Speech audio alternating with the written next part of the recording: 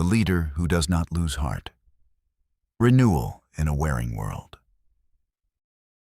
When the outside feels heavy, but the inside still knows God is working. There comes a point in every leader's journey when your body speaks before you do. You wake up feeling yesterday in your bones. Your mind wants to move fast, but your strength signs out early. You sit still for a moment and quietly admit what you usually hide behind competence. I feel stretched thin. Paul understood that confession. In 2 Corinthians 4:16, he names the tension without apology. His physical life carried the marks of pressure, yet his inner life grew more centered, steady, and anchored in God. That is not wishful thinking. It is the lived reality of someone learning to stay open to God while everything around him pulled in the opposite direction. There is relief in finally acknowledging both truths instead of pretending one cancels the other.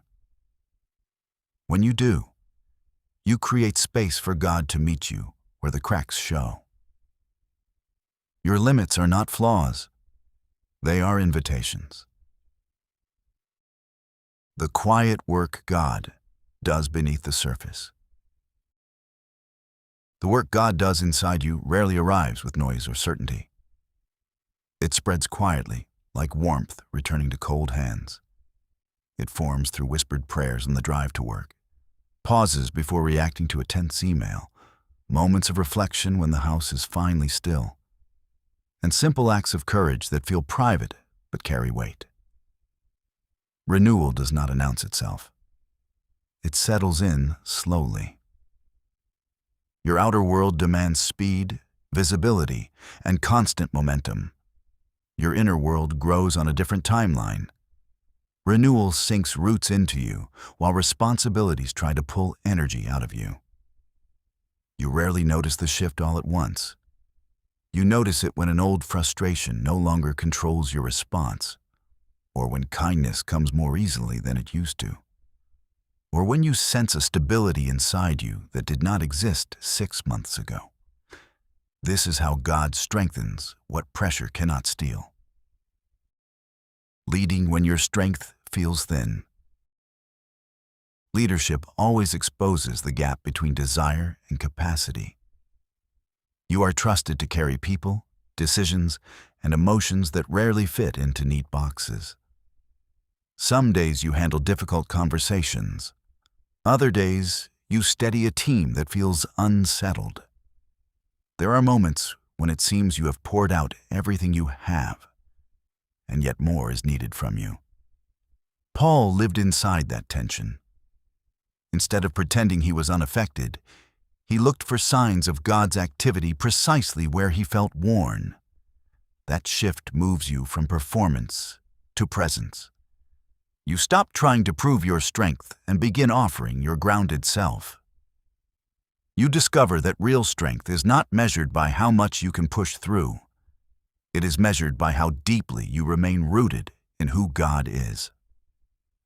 Courage grows when you stop hiding your humanity and start leading from it. Modern pressure, spiritual pace. Imagine this moment. It is 5 minutes before your next meeting. Your laptop glows with unanswered messages. A situation at home needs your attention. Your shoulders feel tight. Your patience feels thin. You glance at your reflection in the screen and see a tired version of yourself looking back. The room is quiet, but inside you, everything is running fast. This is today's pressure moment. And this is where 2 Corinthians 4:16 speaks with clarity. Outwardly, you may feel depleted. Inwardly, God offers renewal that begins right where you are. Renewal is not postponed until life calms down. It starts in the few seconds you give Him before you step into what comes next. You breathe. You invite His steadiness. You let Him slow your mind and settle your heart. Sometimes renewal looks like a softened jaw, a steady breath, or the courage to pause instead of scramble. Where faith and work actually intersect. Faith shapes the person who walks into the workplace long before it shapes the work itself. When your inner life is being renewed, you make decisions with different eyes. You see the human story hidden beneath the business problem. You notice fear before it turns into reaction. You stay present when others feel scattered. You choose truth over urgency. As renewal deepens in you, your leadership becomes a source of calm for others. Meetings shift from pressure zones to purposeful spaces. Feedback stops feeling like a threat and becomes a pathway to growth. You build culture with intention instead of exhaustion. Renewal does not remove difficulty. It equips you to face it with clarity and grace. Work becomes a place where God develops character through real, everyday choices. Everyday life through a renewed heart. Outside the office, renewal reshapes your everyday rhythms. You move slower in conversations that matter. You notice the people standing right in front of you. You allow your emotions to come forward instead of pushing them aside for productivity. Renewal frees you from the pressure to be everything for everyone. It teaches you to be deeply present. There is another emotional layer that often surprises leaders. Renewal brings old grief to the surface in healthy ways. You start naming losses you pushed past. You feel the cost of seasons that stretched you thin.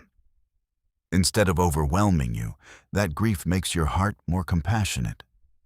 It helps you lead in love with fuller honesty and deeper understanding. Renewal is not escape. Renewal is transformation. Practicing renewal in real time. Here is the invitation for today. Before you step into your next decision, take one grounded breath. Before your next conversation, ask God for clarity and calm. Before your next pressure moment, pause long enough for your spirit to rise. These small practices are not side notes. They are the pathway renewal travels. Your outer world may tire easily, but your inner world can grow strong.